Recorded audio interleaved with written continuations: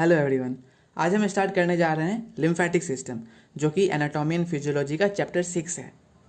तो चलिए सिलेबस देखते हैं कि क्या सब पढ़ना है हमें। Lymphatic system and lymph composition, function and it's formation, यानी कि हमें लिम्फेटिक सिस्टम के बारे में पढ़ना है और लिम्फेटिक सिस्टम में जो लिम्फ होता है उसका कंपोजिशन, फंक्शन और फॉर्मेशन को भी पढ़ना है। फिर है structure and functions of spleen and lymph node.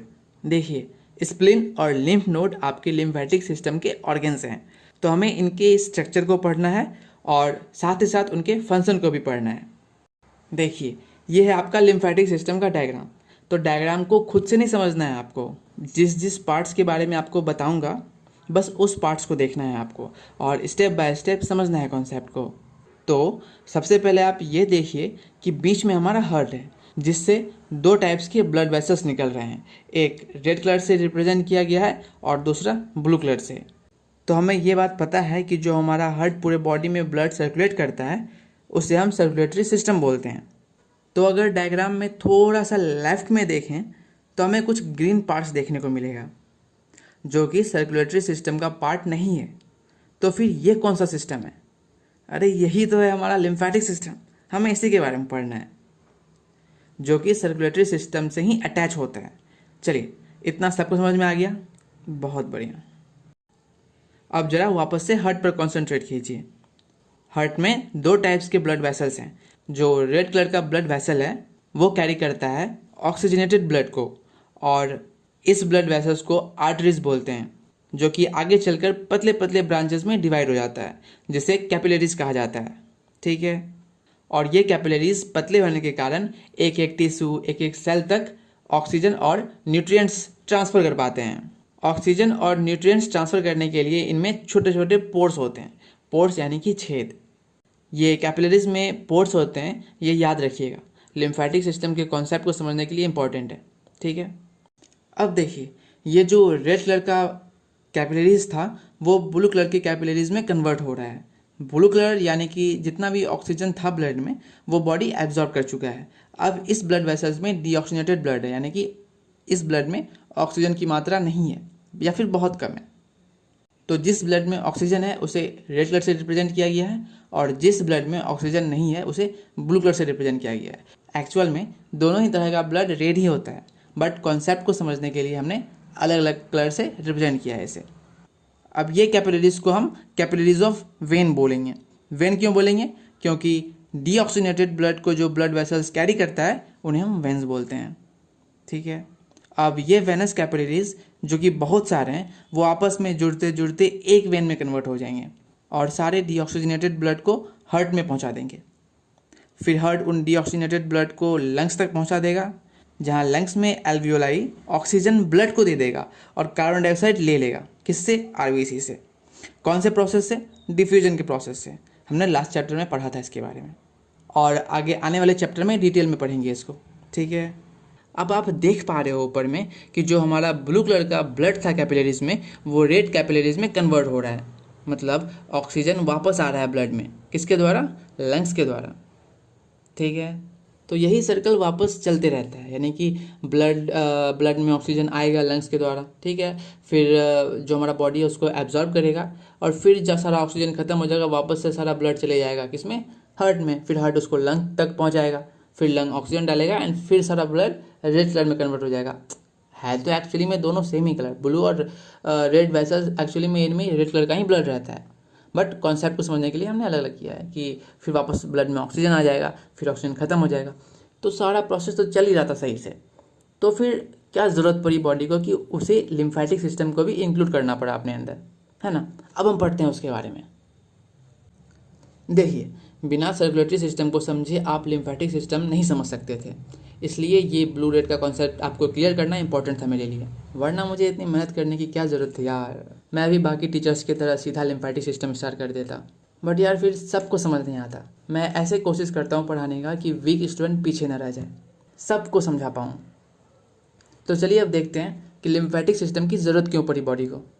तो डायग्राम में हमने क्या समझा? जो हमारा ब्लड वेसल्स था वो पतले पतले ब्लड वेसल्स में कन्वर्ट हो जाता था, जिसे हम कैपिलरीज बोलते थे। कैपिलरीज बॉडी में इसलिए होते हैं ताकि पतले होने के कारण वो हर एक टिश्यू, हर एक सेल्स तक पहुंच सके, ताकि ऑक्सीजन, कार्बन डाइऑक्साइड और न्यूट्रिएंट्स का एक्सचेंज हो सके, है ना। अगर ब्लड वेसल्स का वॉल थिक होगा यानी मोटा होगा तो गैस और न्यूट्रिएंट्स बाहर निकल नहीं ना पाएंगे। इसलिए पतला होने के कारण गैस इजीली कैपिलरीज से बाहर भी निकल जाते हैं और एब्जॉर्ब भी हो जाते हैं, यानी कि कैपिलरीज रिलीज भी कर सकता है और एब्जॉर्ब भी कर सकता है। ये नया कॉन्सेप्ट हमने जाना। किसकी हेल्प से करेगा ये सब कैपिलरीज? कैपिलरीज में जो छोटे छोटे पोर्स होते हैं उनकी हेल्प से करेगा, ठीक है। अब ध्यान से समझिए, ये जो छोटे छोटे पोर्स हैं कैपिलरीज में, इनमें से गैस और न्यूट्रिएंट्स तो निकलते ही हैं, बट उनके साथ प्लाज्मा और WBC भी बाहर निकलते रहते हैं। तो अप्रॉक्स पूरे दिन में 20 लीटर्स ऑफ प्लाज्मा, प्रोटीन और WBC लीक हो जाता है ब्लड कैपिलरीज में से। हमने पिछले चैप्टर में पढ़ा था कि हमारे बॉडी में अप्रॉक्स 5 लीटर्स ऑफ ब्लड होते हैं। तो सर ये 20 लीटर कैसे लीक हो गया? क्योंकि वही 5 लीटर ऑफ ब्लड बार बार घूमते रहता है बॉडी में, है ना, जिसमें से पूरे दिन में प्लाज्मा, प्रोटीन और WBC लीक भी होता रहता है और एब्जॉर्ब भी होता रहता है। तो हमने क्या सब कॉन्सेप्ट सीखा अभी? जो हमारा ब्लड वेसल्स होता है वो हर एक टिश्यू, हर एक सेल तक पहुंचने के लिए क्या करता है? पतले पतले कैपिलरीज में डिवाइड हो जाता है, ठीक है। और उस कैपिलरीज में क्या होता है? छोटे छोटे पोर्स होते हैं और ब्लड प्रेशर के कारण उन पोर्स से न्यूट्रिएंट्स और गैसेस कौन सा? ऑक्सीजन और कार्बन डाइऑक्साइड बाहर निकलते हैं, ताकि वो हर एक सेल को न्यूट्रिएंट्स दे सके और ऑक्सीजन दे सके और कार्बन डाइऑक्साइड वापस ले सके, ठीक है। बट उन पोर्स से क्या होता है? ब्लड प्रेशर के कारण प्लाज्मा भी बाहर निकल जाता है, WBC भी बाहर निकल जाता है। हमने पढ़ा ना कि कैपिलरीज रिलीज भी करता है और वापस एब्जॉर्ब भी करता है, बट प्रॉब्लम ये है कि कैपिलरीज 20 लीटर्स में से 70 लीटर ही एब्जॉर्ब कर पाता है, तो बाकी का 3 लीटर्स ऑफ प्लाज्मा, प्रोटीन और WBC कैपिलरीज के पहुंच से बाहर होते हैं, तो उन्हें वापस एब्जॉर्ब नहीं कर पाता है। अब ध्यान से सुनिए, हमने पढ़ा था कि जो हमारा ब्लड है उसको लिक्विड फॉर्म में रखने के लिए प्लाज्मा जिम्मेदार है, याद है सबको? तो अगर 5 लीटर ऑफ ब्लड में से 3 लीटर प्लाज्मा बाहर ही है, फिर तो ब्लड लिक्विड फॉर्म में नहीं रह पाएगा, ब्लड गाढ़ा हो जाएगा, जम जाएगा, पेशेंट सर्वाइव नहीं कर पाएगा ना। तब फिर यहाँ पर एंट्री होती है हमारे हीरो की। कौन है हमारा हीरो? हमारा लिम्फेटिक सिस्टम, जो बाकी के फंसे हुए 3 लीटर्स ऑफ प्लाज्मा, प्रोटीन और WBC को बचाकर वापस ब्लड से मिला देता है। जैसे ब्लड वेसल्स में ब्लड रहता है, वैसे ही लिम्फेटिक वेसल्स में लिम्फ रहता है। चलिए डायग्राम को एक बार दोबारा से देखते हैं और लिम्फेटिक सिस्टम के प्रोसेस को समझते हैं। स्टेप 1 में क्या होगा? ब्लड प्रेशर के कारण ब्लड कैपिलरीज में से daily approx 20 litres of plasma, protein और WBC लीक करेंगे। क्लियर है सबको? चलिए स्टेप 2 में क्या होगा? स्टेप 2 में हमारा कैपिलरीज दोबारा उसे एब्जॉर्ब करने की कोशिश करेगा, बट सिर्फ 17 लीटर्स ही एब्जॉर्ब कर पाएगा। ये ग्रीन कलर्स के कैपिलरीज को लिम्फेटिक कैपिलरीज बोलते हैं। तो स्टेप 3 में ये लिम्फेटिक कैपिलरीज बाकी के 3 लीटर्स को एब्जॉर्ब कर लेगा। अब ये प्लाज्मा, प्रोटीन और WBC लिम्फ वेसल्स में आ चुके हैं और इनका नाम हो गया है लिम्फ। इनको अब लिम्फ बोलेंगे। क्लियर है? क्योंकि ये लिम्फेटिक वेसल्स में है अभी, इसलिए इसको लिम्फ बोलेंगे। अब याद रखना है सबको। जैसे हम सबको पता है कि ब्लड कहाँ पर फ्लो करता है? ब्लड वेसल्स में। वैसे ही लिम्फ कहाँ फ्लो करेगा? लिम्फ वेसल में, है ना। इन लिम्फ वेसल्स में वाल्व होता है जो लिम्फ के बैक फ्लो को प्रिवेंट करता है। आप ऐसे समझिए कि ये ऐसे दरवाजे होते हैं जो आगे की तरफ ही खुल सकते हैं। अगर लिम्फ इससे अंदर चला गया तो दोबारा पीछे नहीं आ सकता। इसी को बोला जा रहा है प्रिवेंट बैक फ्लो। अगर लिम्फ पीछे आ जाए तो हार्ट तक कैसे पहुंचेगा और प्लाज्मा की कमी को कैसे पूरा करेगा? क्लियर है? स्टेप 4 में ये लिम्फ नोड्स में जाते हैं। लिम्फ नोड्स को आप ऐसे समझिए कि ये सिक्योरिटी चेक पॉइंट है। इसके अंदर बहुत सारे सिक्योरिटी गार्ड होते हैं। तो कुछ याद आ रहा है? सिक्योरिटी गार्ड कौन होते हैं हमारे बॉडी में? सिक्योरिटी गार्ड यानी कि एंटीबॉडीज। तो एंटीबॉडीज क्या करेंगे? ये चेक करेंगे कि क्या लिम्फ में ऐसा कुछ तो नहीं है जो हमारे बॉडी के लिए हार्मफुल हो। तो अगर लिम्फ नोड्स के अंदर लिम्फ में एंटीबॉडीज को कोई बैक्टीरिया या वायरस मिलता है तो ये उसको खत्म करके लिम्फ को फिल्टर करेंगे ताकि प्योर डिजीज फ्री लिम्फ पहुंच सके ब्लड में। अगर ये सिक्योरिटी चेक पॉइंट नहीं हो तो हम बीमार पड़ सकते हैं, है ना। तो हमारे पूरे बॉडी में ये लिम्फ वेसल्स फैले हुए रहते हैं और इन लिम्फ वेसल्स में होते हैं लिम्फ नोड्स। तो ऑब्वियस सी बात है ये लिम्फ नोड्स भी पूरे बॉडी में फैले होंगे। बहुत सारे होते हैं, बहुत छोटा सा साइज होता है इनका, अप्रॉक्स 12 मिलीमीटर्स का। किनका? लिम्फ नोड्स का। स्टेप 5 में ये लिम्फ वेसल्स आपस में जुड़कर लिम्फ डक्ट फॉर्म करेंगे और वापस ब्लड वेसल्स में इंटर कर जाएंगे। 4 पार्ट्स याद रखना है आपको लिम्फेटिक सिस्टम का। पहला लिम्फेटिक कैपिलरीज, सबको दिख रहा है कहाँ पर है लिम्फेटिक कैपिलरीज, ग्रीन कलर से, बहुत बढ़िया। दूसरा है लिम्फेटिक वेसल्स, तीसरा है लिम्फ नोड्स एंड चौथा और लास्ट है लिम्फ डक्ट्स। इसके बाद क्या होता है, सारा लिम्फ ब्लड में वापस मिल जाता है और प्लाज्मा की कमी को पूरा कर देता है, जिससे बहुत सारा डिजीज होने से हम बच जाते हैं। अगर थोड़ा सा भी लिम्फ बाहर रह गया, ऐसा नहीं है कि पूरा लिम्फ बाहर रह गया, अगर हल्का फुल्का लिम्फ भी बाहर रह जाता है तो फिर वो क्या होता है कि टिश्यू में, सेल में डिजीज कॉज करेगा, इन्फ्लामेशन कॉज करेगा, है ना, बहुत सारी बीमारी होता है उसमें, तो उससे भी प्रिवेंट करता है। आगे हम लोग पढ़ेंगे उसके बारे में, ज़्यादा नहीं डिटेल में जाना है, हम लोग उतना ही पढ़ेंगे जितना आपके सिलेबस में है और जितना आपको इम्पॉर्टेंट है पढ़ना, ठीक है। तो इन 4 पार्ट्स का नाम आपको याद रखना है, आपके सिलेबस में है और इसके बारे में आगे हम लोग नोट्स में पढ़ेंगे। बस हो गया, हमारा लिम्फेटिक सिस्टम का कॉन्सेप्ट खत्म। समझ में आ गया सबको इतना? चलिए बहुत बढ़िया, अब नोट्स बना लेते हैं। चलिए वीडियो को पॉज कीजिए और लिखिए प्रोसेस ऑफ लिम्फेटिक सिस्टम को। अगर टाइम नहीं है तो डिस्क्रिप्शन में PDF नोट्स है पूरे सिलेबस का, जिसमें 15 चैप्टर्स कवर किए गए हैं अलॉन्ग विद ब्यूटीफुल डायग्राम्स। आप उसका प्रिंट आउट निकलवा सकते हो और नोट्स के तौर पर यूज़ कर सकते हो। चलिए वीडियो को पॉज कीजिए और पढ़िए पूरे स्लाइड को। अब ये है हमारा लिम्फेटिक सिस्टम का डेफिनेशन और कंपोनेंट्स, यानी कि lymphatic capillaries, lymphatic vessels, lymph nodes and lymph ducts. इन सब के बारे में आपको पहले से पता है। डेफिनेशन में मैंने लिम्फेटिक सिस्टम में आने वाले सभी ऑर्गन्स का नाम मेंशन किया है, बट आपके सिलेबस में बस स्प्लीन और लिम्फ नोड्स है, जिनके बारे में हम आगे पढ़ने वाले हैं। ये सब कॉन्सेप्ट आपका पहले से क्लियर है, सब पता है आपको। वीडियो को पॉज कीजिए और पढ़िए पूरे स्लाइड को। अब नेक्स्ट है लिम्फ। मैंने क्या समझाया था आपको, लिम्फेटिक वेसल्स के अंदर जो कलरलेस लिक्विड फ्लो करेगा उसे हम लिम्फ बोलेंगे, ठीक है। तो यहाँ पर लिम्फ का डेफिनेशन है, फिर उसके कंपोजिशन क्या सब है, मतलब लिम्फ के अंदर क्या सब होता है, लिम्फ किन किन चीज़ों से मिलकर बनता है ना। फिर है लिम्फ का फंक्शन, यानी कि हमारे बॉडी में लिम्फ क्या फंक्शन परफॉर्म करता है।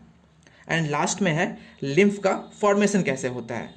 देखिए इस स्लाइड में ऐसा कुछ नहीं है जो आपको पहले से ना पता हो, तो वीडियो को पॉज कीजिए और पढ़िए पूरे स्लाइड को। अब है difference between lymph and blood. देखिए जो लिम्फ है वो colourless and light yellow colour का होता है, बट अगर वो डाइजेस्टिव सिस्टम से प्रोड्यूस हुआ हो तो मिल्की वाइट कलर में दिखेगा। तो इससे हमें यह समझ में आया कि जो हमारा लिम्फ है वो 3 कलर्स में हो सकते हैं। वहीं अगर हम ब्लड को देखें तो ब्लड का कलर तो बस रेड ही होता है। लिम्फ का 95 से 97% पार्ट वाटर होता है। वाटर का परसेंटेज इतना ज़्यादा होने का रीज़न ये है कि इसमें large amount of plasma present होता है, और प्लाज्मा में तो वाटर होता ही है, तभी तो प्लाज्मा ब्लड को लिक्विड फॉर्म में रखता है कि नहीं। वहीं ब्लड में 55% प्लाज्मा होता है और 45% में RBC, WBC और प्लेटलेट्स होता है, सबको पता है। चलिए बहुत बढ़िया। फिर है facilitates immune response and waste removal, किसके हेल्प से, लिम्फ नोड्स के हेल्प से। वहीं blood removes waste and carbon dioxide, पता है आपको। Circulates throughout body movement, lymphatic vessels and nodes. देखिए ब्लड के पास हार्ट होता है जो उसे पंप करके ब्लड वेसल्स में फ्लो करने में हेल्प करता है, बट लिम्फेटिक सिस्टम के पास ऐसा कोई ऑर्गन नहीं होता है। तो ये लिम्फ मूव कैसे करते हैं, लिम्फ मूव करता है हमारे बॉडी मूवमेंट से। बॉडी को जब हम मूव करते हैं तो हमारा मसल कॉन्ट्रैक्ट करता है, मतलब सिकुड़ता है, टाइट होता है। तो 2 मसल्स के बीच ये लिम्फेटिक वेसल्स पाइप के जैसा होता है, दबाने पर अपने अंदर के लिम्फ को आगे धक्का दे देता है। पीछे क्यों नहीं धक्का देता है सर, क्योंकि 1 वे डोर होता है लिम्फेटिक वेसल्स में, बैक फ्लो को प्रिवेंट करने के लिए। नाम क्या है 1 वे डोर का, वाल्व। चलिए बहुत बढ़िया। वहीं ब्लड के पास सर्कुलेट करने के लिए पंप है, क्या नाम है पंप का, हार्ट। और फ्लो किस में करेगा ब्लड, आर्टरीज, वेन और कैपिलरीज में, ठीक है। 5th पॉइंट में क्या है कि लिम्फ के पास कोई पंप नहीं होता है, मसल और ग्रेविटी के हेल्प से मूव करता है, पता है आपको। वहीं ब्लड के पास हार्ट है उसे पंप करने के लिए। चलिए वीडियो को पॉज कीजिए और नोट्स बनाइए।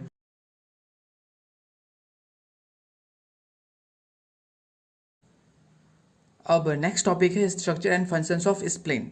देखिए स्प्लीन आपके बॉडी में यहाँ पर प्रेजेंट होता है। स्प्लीन का फंक्शन होता है ब्लड को फिल्टर करना और अपने अंदर RBC को स्टोर करना, ओल्ड और डैमेज्ड रेड ब्लड सेल को रिमूव करना, आरबीसी, डब्ल्यूबीसी और प्लेटलेट्स को स्टोर करना इम्यून सिस्टम में इंपॉर्टेंट रोल प्ले करता है। ये अपने अंदर इम्यून सेल्स को रिजर्व रखता है ज़रूरत पड़ने पर रिलीज करने के लिए। ये है स्प्लीन का डिटेल डायग्राम, बट हमें तो उतना ही पढ़ना है ना जितना हमारे सिलेबस में है, तो हमारे सिलेबस में ये डायग्राम है। चलिए एक एक करके समझते हैं डायग्राम को। पहले समझिए कैप्सूल को। ये स्प्लीन का आउटर मोस्ट लेयर होता है जो स्ट्रक्चरल सपोर्ट प्रोवाइड करता है स्प्लीन को। दूसरा है ट्रैबिक्यूला। ये कैप्सूल का ही एक्सटेंडेड पार्ट होता है जो स्प्लीन को कंपार्टमेंट्स में डिवाइड करता है, यहाँ देख पा रहे हो आप। फिर है वास्कुलर सिनोसाइड। ये इरेगुलर शेप का ब्लड वेसल्स होता है जो कि लोकेटेड होता है रेड पल्प में। रेड पल्प ये रेड वाला पार्ट है। ये वास्कुलर सिनोसाइड स्पेशलाइज्ड होता है ब्लड को फिल्टर करने के लिए, ओल्ड और डैमेज्ड आरबीसी को रिमूव करने के लिए, और आरबीसी, प्लेटलेट्स वगैरह को इमरजेंसी यूज के लिए स्टोर करने के लिए। फिर है आर्टरीज एंड वेन। हमें पता है आर्टरीज ऑक्सीजनेटेड ब्लड कैरी करेगा अंदर, और फिर जो हमारा वेन है वो फिर डीऑक्सीजनेटेड ब्लड को बाहर निकाल देगा, है ना, सिंपल है। क्योंकि अगर कोई भी ऑर्गन है तो उस ऑर्गन में जो सेल्स है उसको तो फिर न्यूट्रिएंट्स चाहिए, ऑक्सीजन चाहिए, और कार्बन डाइऑक्साइड उसको बाहर निकालना होता है। तो वहाँ पे आर्टरीज और वेन वहाँ पे मूव करते रहते हैं ताकि ऑक्सीजन सप्लाई होते रहे, बराबर से खाना पीना मिलते रहे सेल्स को, और जो भी वेस्ट मटेरियल है वो वेंस के द्वारा बाहर निकलता रहे। फिर है रेड पल्प। ये अप्रॉक्स 75% वॉल्यूम कवर करता है स्प्लीन का। ये रेड वाला पार्ट ये फिल्टर और ब्लड स्टोरेज में हेल्प करता है। फिर है वाइट पल्प। ये अप्रॉक्स 25% वॉल्यूम कवर करता है स्प्लीन का। इसका काम होता है इम्यून सिस्टम में, फिल्ट्रेशन में और एंटीबॉडीज प्रोडक्शन में। चलिए अब आप नोट्स बना लीजिए।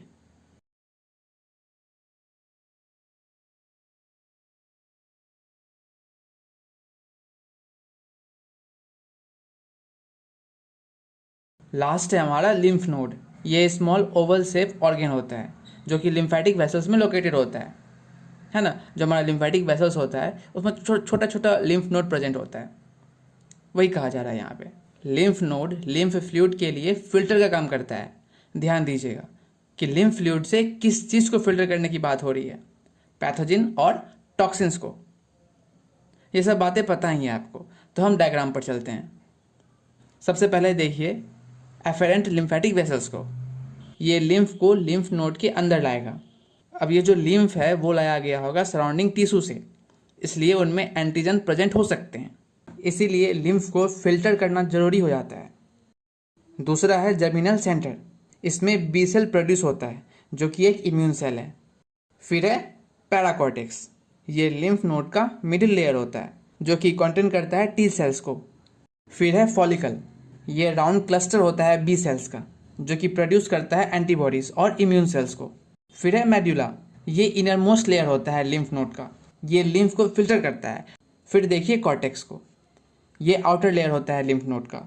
ये दो पार्ट में होता है, outer cortex and inner cortex. Outer cortex में बी सेल का एरिया होता है और इनर कॉर्टेक्स में टी सेल का एरिया होता है, ठीक है। फिर है इफरेंट लिम्फेटिक वेसल्स। तो अब ये क्या करेगा, ये जो हमारा लिम्फ है जो फिल्टर हो चुका है उसको लिम्फ नोड से बाहर ले जाएगा। दैट्स इट, हमारा चैप्टर खत्म हो चुका है। तो अब इसका आप नोट्स बना लीजिए।